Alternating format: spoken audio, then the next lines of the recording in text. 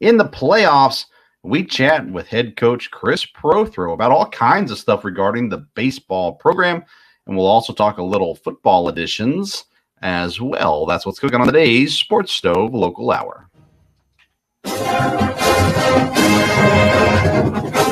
McKinney looks, sets it a pocket, throws, open receiver, touchdown! Colonels, we're not done yet!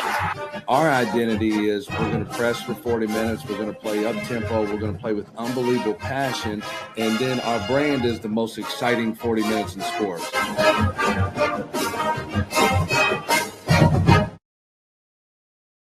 Welcome in to an all-new edition of the Sports Stove Local Hour presented by IPM Pest and Termites, Central Kentucky's neighborhood pest professionals.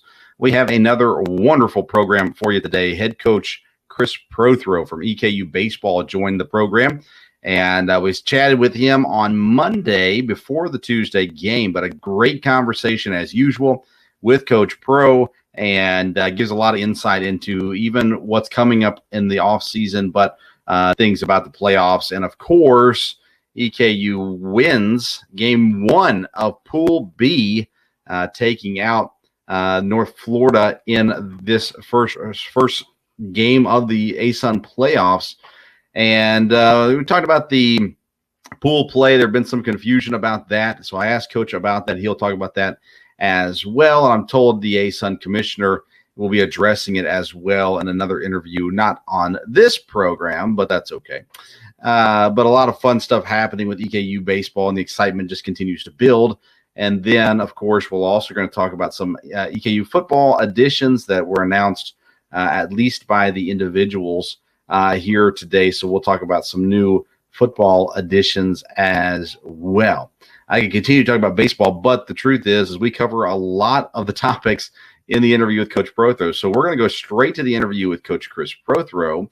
All of our interviews are presented by All Around Roofing. All Around Roofing is a locally owned company servicing Madison County and all surrounding areas as well. They handle all the exterior needs of your home. So not just roof repairs and replacements, but also windows, siding, soffits, chimney flashings, and so much more. And so make sure you look them up on Facebook to find pictures before and after. You can find them at All Around Roofing KY there on Facebook. So let's go ahead and not make you wait any longer. Let's get you out to Coach Chris Prothro, and then we'll talk a few other things when he is done.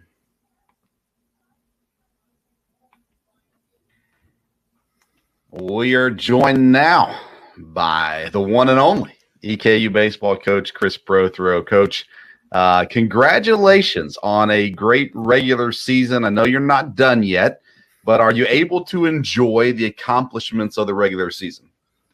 100%. We've talked to our players about it really over the last couple of weeks, and part of that was to get them to understand, or to at least try to relieve any pressure that they were feeling to, finish the deal with, whether when it was winning at, a share of the West Division like we ended up doing, or, making it to the postseason, all the things that go along with it. And then also talking to the guys, it's so often, it happens all the time, right? You wait until something's over, or you wait until almost something bad happens, or till there's something that's final, to tell someone you appreciate them, to tell them how you feel about them, to tell them how proud of them you are. And we chose not to wait. And so these guys have known, I hope, for the last couple of weeks, how much we have appreciated their efforts over the course of not just the season. They've been here with us since August. So we really wanted to make sure that the work that they have put in, the time that they have spent, how they've represented us both on the field, off the field, in the classroom, all of that stuff has been very, very, very much appreciated, not just by me as the head coach, because who cares, by our entire coaching staff. I think our administration, I think people on campus, our president, Dr. McFadden, and then people in town, that you would have to think people in town in Richmond and the surrounding areas were appreciative as well, because the crowds were really good when they were watching them play there at the end of the year. So, yeah, the short answer, I guess, is yes. We've been able to enjoy it. Obviously, yeah, there's still work to be done. We want to win every game we play, so we've got games left. We want to win them. But it has been a really good year. Yeah, I mean, projected eighth in the conference. You get a share of the West Conference, West Division title. You get put into pool play now. I saw one person on Twitter, they're like, the sixth seed, does the sixth seed matter? Is that disrespectful? Do you guys see that as disrespectful in any way? No, I don't think we care. It was the way it was set up at the beginning of the year is what we're trying to do as a conference is try to put our league in position to where it could be a multiple bid league to the true postseason, the NCAA tournament, once regional play starts. And so with that, there's a lot of ties in our tournament to what your RPI is. And so if we were able to, not Jacksonville State, Lipscomb had us tiebreaker wise. So even though we want to share the West, we were not able to take the one seed out of the West, I guess is the best way to say it. So then it reverted back to our RPI. So really and truly, once we didn't, win it outright, I guess is the best way to say it, due to a tiebreaker situation, it didn't matter, because our RPI was in a situation because we've lost a few games that we needed to win to be able to put our RPI in a situation where we'd be an at-large type team or be in the right pool as far as the RPI is concerned. That it could be 5, it could be 6, it could be 7, it could be 8, and it could be 24. It doesn't matter. It's just you got a game in front of you, you need to win it. Now, I was talking to Raga, Christian's daughter, last week on the show and asked her this question about golf. But did you guys feel any weight, any burden about being in a new conference and trying to establish the program in the ASUN conference this year? No, we want to represent EKU and the athletic department the best we can, whether we were still in the Ohio Valley, which is a very good conference, or we're in the ASUN now, it's a very good league, or if we were to end up somewhere else in the future. And that's not me foreshadowing anything. That's just me saying that, if we're playing, we're trying to do it right. And for us to do it right, that means to give ourselves a chance to win. It guarantees you nothing because the teams that we play, no matter what league you're in Division I baseball, there's no gimmies anywhere anymore because coaches are working, administrations are supporting, and players are good. And so, maybe our players did that. I guess could be considered from an RPI perspective or some of the programs that are in our league. It could be considered a step up. It's certainly competitive. And that's 1 through, I think there's 12 teams in our league right now, 1 through 12. It's super competitive. And so our guys want to see what they stack up, how they stack up against good programs. And so we had plenty of opportunities to see what that looked like this year. And, I think we held our own. Yeah, you definitely did. You lead the ASUN in 6 different categories, walks drawn, home runs. The 2 categories. And then you're 4th on on-base percentage, 4th in runs, and 5th in slugging percentage and doubles. That's all according to EKUsports.com there as well. So you guys have made your mark so far. Guys that we talked about at the beginning of the season definitely stepped up and kind of fulfilled that expectation. Thinking of Will King, Will Bryan, definitely stepped up. Both of them played phenomenal seasons, but it seemed like every 3 games or so, there was a guy that maybe we on the outside didn't know as well.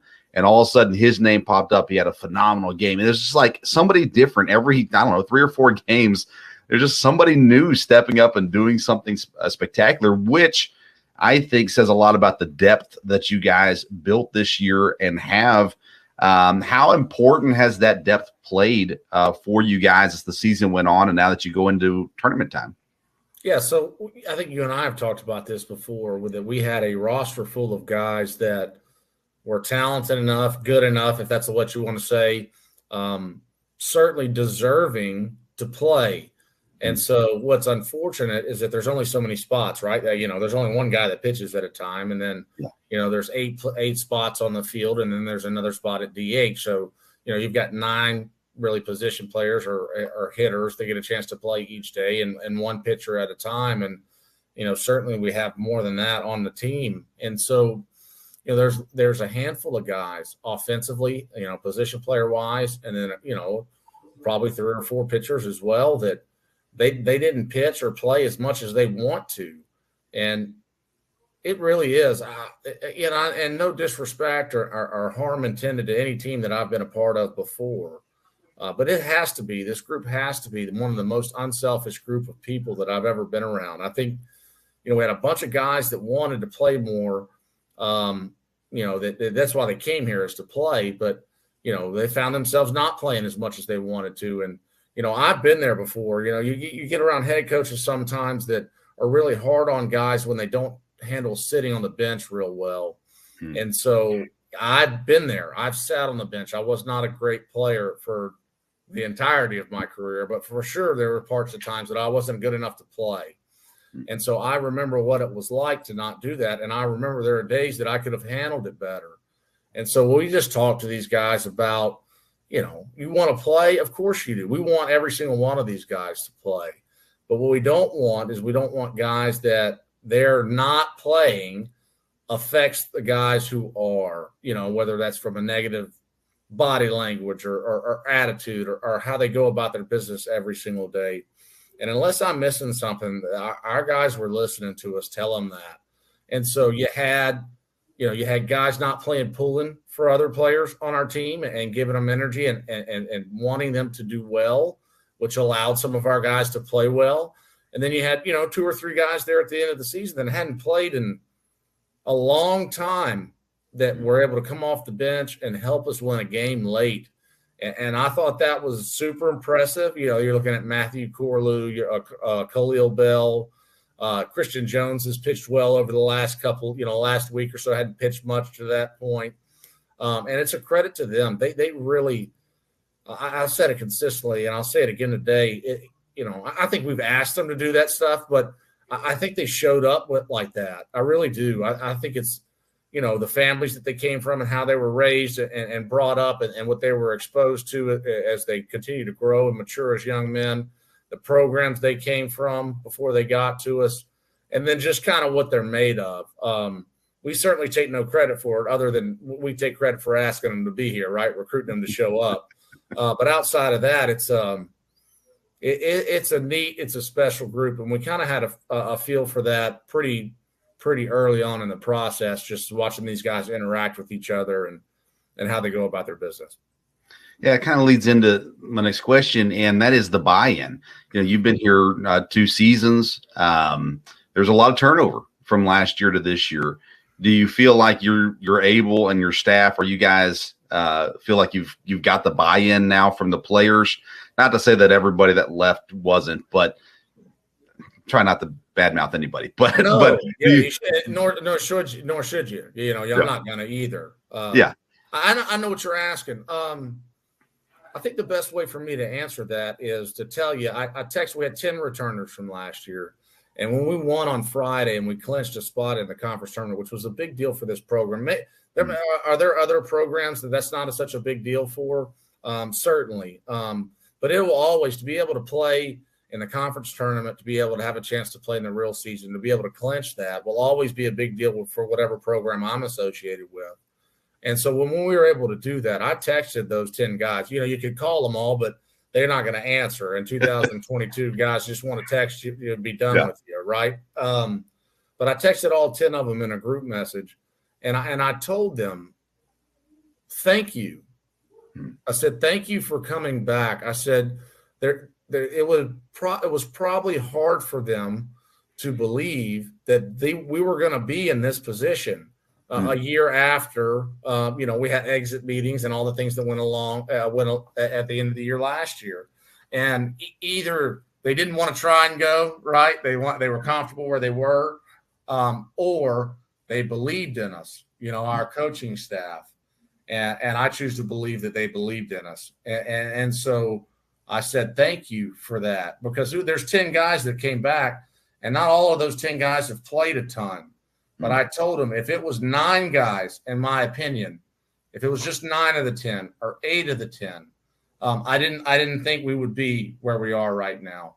That it was critical. I think the buy-in to what we're asking our players to do comes from those guys, whether it's a Will Bryan or a Will King or a Rutger Pori or a Kendall Ewell, or I could go through all 10 of them. I'm not going to. It won't take that long. Obviously, it's not that big of a number, but that it's their program. Yeah. It's not mine. It's not our coaches. It's their program. And so what we have accomplished to other people, maybe outside of our program, maybe it's not that big of a deal. I think it's a huge deal to be at 35-19, to clinch a share of a West Division title, to be coming down here to represent their university and the program in a conference tournament down in Florida. I think it's a massive deal. I do. And I think they're responsible for it. And then I think that, what we got right with the 25 or 26 guys that we brought in, is we got their character right. And then, they're good players too. Don't get me wrong.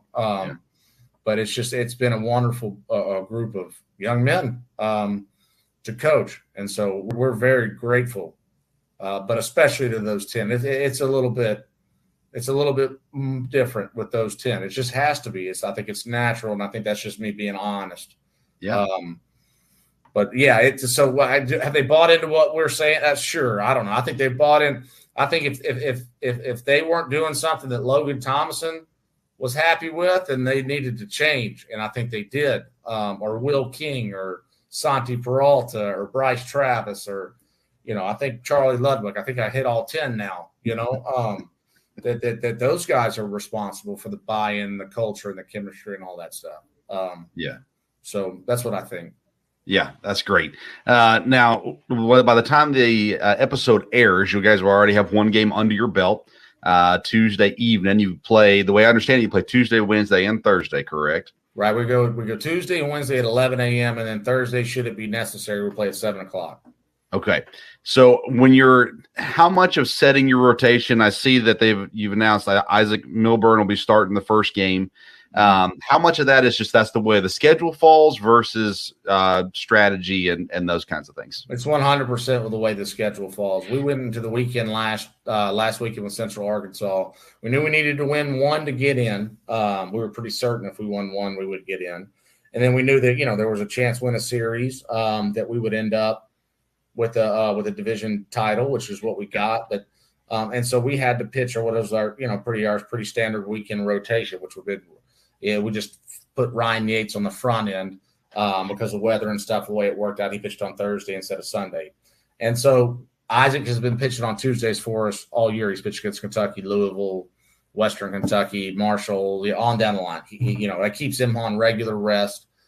Yates, because we were careful with his pitch count on Thursday, because that's kind of been the deal with him over the last month or so, he can come back on Wednesday. And then we'll see, because what we're not going to do is we try to tell our players is we're not going to win a game. We're not going to put them at risk. Right. And so Reese Brown threw 108 pitches, I think, on Friday, and Michael Schuler he came out at 96 pitches on Saturday, I'm pretty sure. So it's not fair to them. They have futures both here. They're not done here after this year. And then, hopefully we can continue to work with them and develop them. They've got a future for when they leave here too, which is going to be way more important than us trying to win a game at 11 o'clock on a Wednesday morning. So, it may not put us in the best position to win this tournament, but it'll put this program in the best position, whether it's for next year, the future moving down the line, people that we recruit, that they know that we'll take care of our players. And so we just need, Isaac needs to pitch well, and then the Yates needs to pitch well, and then we got 11 guys out of the bullpen that need to pitch well, and we need to play well position player-wise, and then we'll be fine. And then we'll have those guys. They'll be on regular rest. Should we still be in the tournament towards the end of the week? Is there any excitement about playing teams you haven't played before? It's amazing you get through the whole conference schedule, but North Florida is a team that you guys have never, according to EKU's website, never played before in program history. Of course, Jacksonville State, there's been a lot of history with them. Right. And then Jacksonville, just a little bit of history there, not a whole lot with them either. So kind of some new faces here, especially on Tuesday. Yeah, sure. I think our players, they don't know what happened in 2018, let alone, 20 years ago or whatever. I know that in our career, and I say myself and Walt, we're kind of the old heads. I'm 40 and Walt's 37, I think. We're not that old, but we're older than the rest of the guys on our staff. We're familiar and have been, whether it's from recruiting. We were at Nicholls State University together as assistants. Back in 2015, we played a really good North Florida team. in a tournament in Pensacola. And I've coached a couple guys from Jacksonville up in the Northwoods League. Now that was almost 15, 20 years ago now.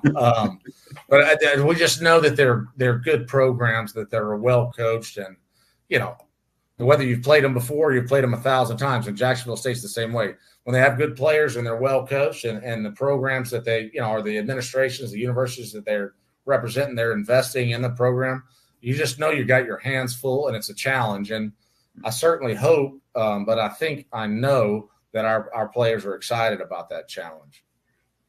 Man, the show you guys have put on this year offensively have been some huge nights, pitching some huge nights, defensively some great stuff as well. It's so exciting to see where the program is currently, and I know it's not over yet. But again, congratulations on a great regular season, and good luck moving forward. We're excited to continue to cheer you on from a distance. I'd love to be in Florida to cheer you on, but cheer you on from a distance, and looking forward to seeing what's ahead, not just this year, but honestly in the years ahead as well. It's exciting to see the direction the program is headed. It seems to be in great hands with you, Coach, and your staff as well. So congratulations and good luck. Thank you. Yeah, and I have to say the reason why the future is bright is it's directly tied. It starts at the top, and I'm not talking about myself. I'm saying Dr. McFadden, the way he supports our athletic department in general, and then baseball specifically, our director of athletics Matt Roan, our sport administrator Corey Neal, Kevin Britton with sports information, Rachel Sloan, our senior women administrator, Lindsay McCaskill's in there, Kirk Motes, Dusty Ryden, our business manager. It is an exciting time to be a part of EKU athletics and the university as a whole. And so we need to make sure that this is a program that has the right trajectory, that you can see that the needle's moving the right way. I think that we've done that, but we certainly haven't done it on our own. And we certainly are aware that that's the responsibility, that we need to do that. So we're grateful to be here. Thank you for your kind words. Thank you for having us all year. I know you had a couple guys on, and usually they play pretty well when you have them on. So let's get that teed up for next year for sure. Yes, sir. And yeah, it's been great. Hopefully we can finish this thing well and finish it right, and we'll just keep right on moving around to keep getting it better. Yes, sir. Try to enjoy that sunshine in Florida. Oh yeah, it's sunny. I can tell you that much. I need to put some sunscreen on for tomorrow. I promise you that. All right, this has been Coach Prothrow. Thanks again, Coach. All right, thanks, Vince. Appreciate it. So that was Coach Chris Prothrow from EKU Baseball. We sure appreciate him taking the time to join us amidst his busy schedule down there in Florida. And thank you, KB, for setting that up as well for us. Again, they win 5-3 against North Florida. Vladimir Severino gets the win, his second of the season. Will Bryan gets his 15th save of the season. RBIs by Kendall Ewell, Logan Thomas, and Connor Davis. 2 RBIs for Will King in the game as well. And like you said, Wednesday, 11 o'clock, will be first pitch against Jacksonville State. And then Thursday, they'll face off against Jacksonville. A couple of awards already. First team All-Sun, 3 players made it. Kendall Ewell, Will King, Will Bryan. All of them have been guests on this show. Make sure you look back throughout the episodes and take a listen to those interviews. And then Kendall Ewell also made the semifinals for the Golden Spike Award. Only 31 players are in the running for this nationwide award.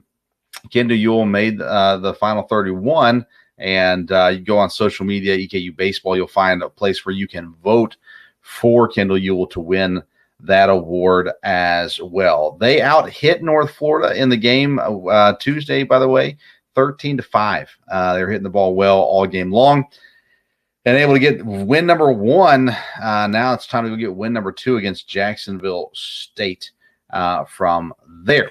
We're going to have a quick commercial break. When we come back, we're going to talk some football editions right after the word from our sponsors. With over 20 years of experience, Matt Schaefer and the good folks at locally owned IPM Pest and Termite provides pest control service for all of Central Kentucky's pest control needs. Whether you have a current pest control problem or want to prevent infestation from ever entering your home, IPM Pest and Termite offers maintenance programs that will help keep pests out of your home and provide peace of mind. So for dependable, reliable services that you can count on, get in touch with our good friend Matt Schaefer and IPM Pest and Termite today at myipm.com. That's myipm.com.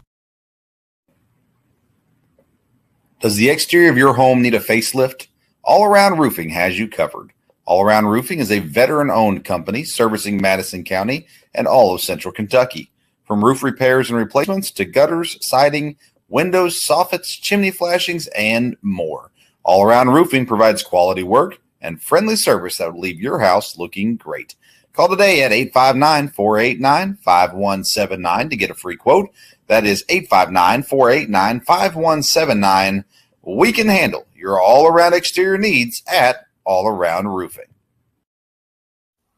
Welcome back into the Sports Stove Local Hour presented by IPM Pest and Termite, Central Kentucky's neighborhood pest professionals. Couple of additions to the EKU football team as we head into summer. Of course, we lost a couple guys there late spring into the school year. And so we knew that Coach Wells and the staff would be out trying to add. Now, not all of these names have been announced by the school yet, but these have all been announced through social media, and these players' individual social media accounts have made these announcements, just to clarify that. Lost 2 defensive backs to the transfer portal late spring. Well, they add 4, according to social media, defensive backs as well. Jordan Marshall comes in from Ball State. Tyrick Henderson, a free safety from Iowa Western Community College. Adrian Taffe, I'm not sure how you say that. He was at Rutgers, did not play any games at Rutgers, but finished his freshman year there at Rutgers. And then Jet Hendricks, a safety from Tulsa, coming in as well. Saw very little time there at Tulsa, and so looking for a place that he can come and play. And, of course, Joseph Sales has been injured this spring. Should be fine, I believe, come football season. But nonetheless, so new defensive backs joining the Colonels should be here and ready for the fall, should come in this summer. So, again, Jordan Marshall from Ball State, Tyrick Henderson from Iowa Western, Adrian Taffe from Rutgers, and Jet Hendricks from Tulsa. And then they also announced a tight end, Joseph Sewell from Middle Tennessee State, coming over as well to join a very solid tight end room here at EKU, but there is always room for competition. And as the Colonels look to build some consistency, continue to build some consistency here coming into the football season. All right. That's all we got for today. A little shorter episode on this time around, but we'll keep you up to date on baseball, and looking forward to chatting with Coach Pro and some of the players once the season concludes, which we hope is no time too soon. So there you go. More than likely, no local hour next week. Some schedule things with the holiday on Monday and things like that could very well hinder a new recording. So probably no local hour next week. Friday's show. So again, the Sports Stove podcast is a 3-episode a week program. Mondays and Fridays, general sports talk. Wednesdays is the local hour, talking EKU. So on my Friday episode this week, we have Indiana head football coach Tom Allen joins the program. He's been on a couple of times before. We have a really good conversation. We get into the NIL stuff with him a little bit. So that's a good conversation, and hope that you'll tune in on Friday. Again, you can get that wherever you're listening to this right now, YouTube, Belly Up TV, or wherever you get your podcasts is all available as well. Follow us on social media at Sports Stove on Twitter and Instagram, and come out and see us sometime. We'll be at different events here, and we're planning on this fall doing a live tailgate show every Saturday of home games at EKU. Will be out in the tailgate area, and with guest interviews and friendly competitions and things like that as well. So make plans now to come by and see us at the Sports Stove Tailgate Show. Thank you to IPM Pest and Termite and All Around Roofing, two companies that I have used, both of them, and strongly recommend both of them as well. So go to myipm.com to find more information about IPM Pest and Termite, or for All Around Roofing, you can go to Facebook, All Around Roofing KY, and that will get you all the information you need for All Around Roofing as well. So thank you for your support of the show. Thank you to Coach Prothrow again for taking the time to chat with us here this week as well. And good luck moving forward to EKU baseball. Thank you for tuning in to this episode of the Sports Stove Local Hour. Until next time, we'll see you around the Sports Stove. McKinney looks, sets to the pocket, throws, open receiver, touchdown! Colonels, we're not done yet! Our identity is we're going to press for 40 minutes. We're going to play up-tempo. We're going to play with unbelievable passion. And then our brand is the most exciting 40 minutes in sports.